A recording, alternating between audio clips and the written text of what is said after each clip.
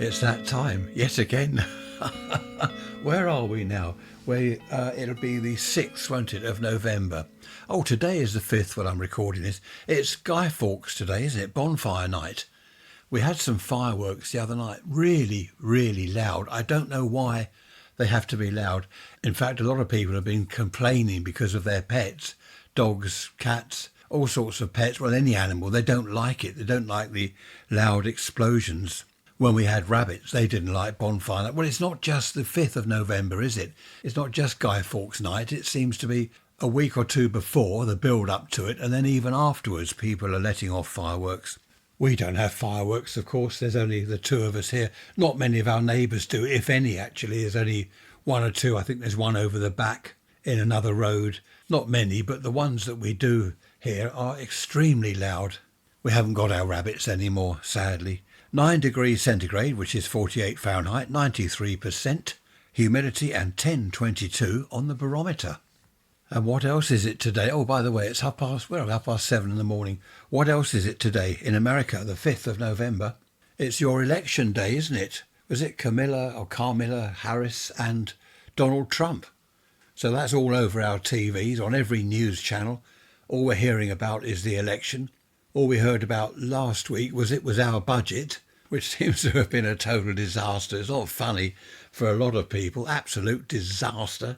Let's hope you get what you want in your election. I don't know. Someone said actually on telly, they were in an audience asking questions, and someone said out of all the millions of people in Britain, because they had a panel of sort of politicians, Labour and Conservative, this chap said out of all the millions of people, how come we've got, what was it he called them, illiterate, two illiterate, whatever they were, MPs like you? And of course the audience clapped and cheered.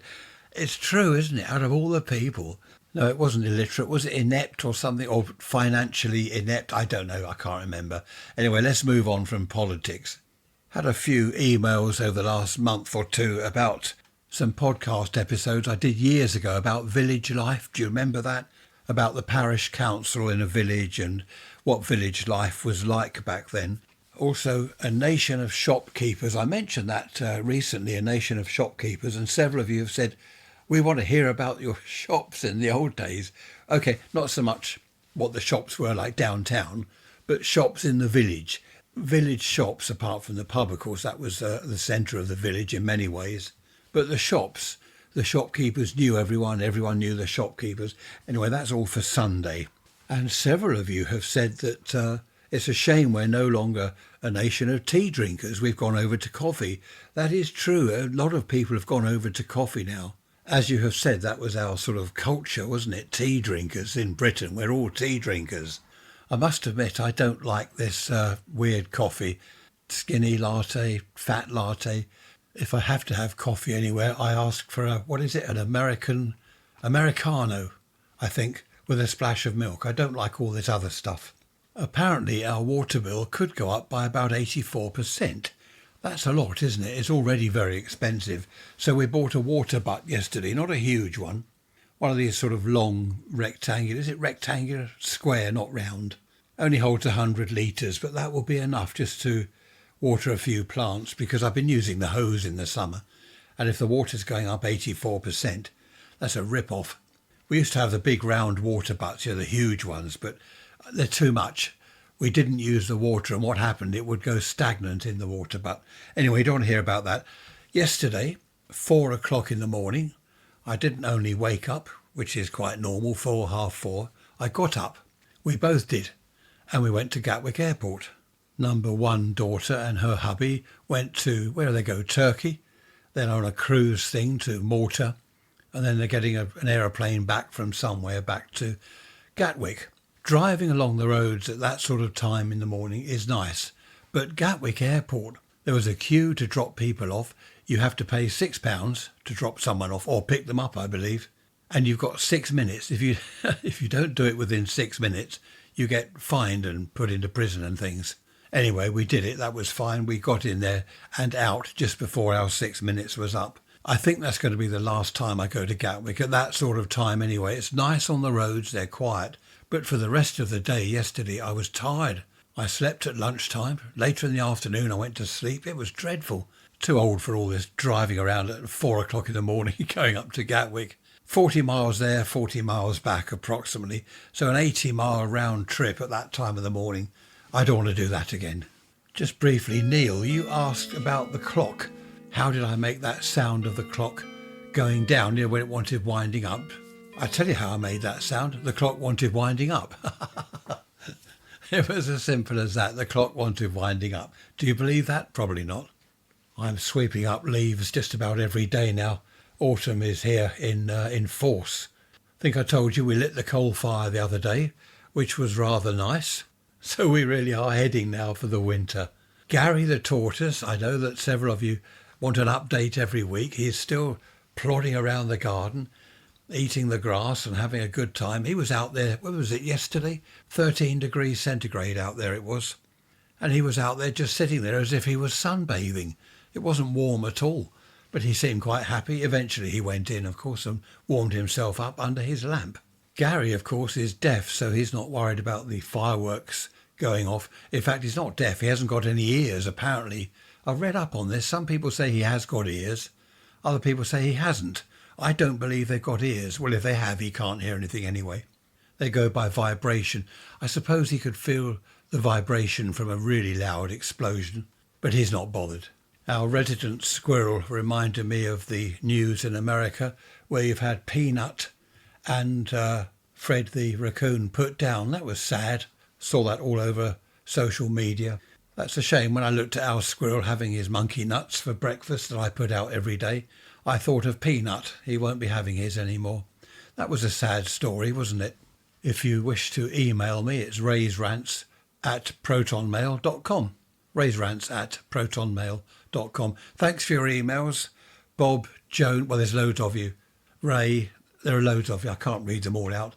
I am replying to them all. It takes me a little while these days because there are quite a few to answer, but I will get round to it.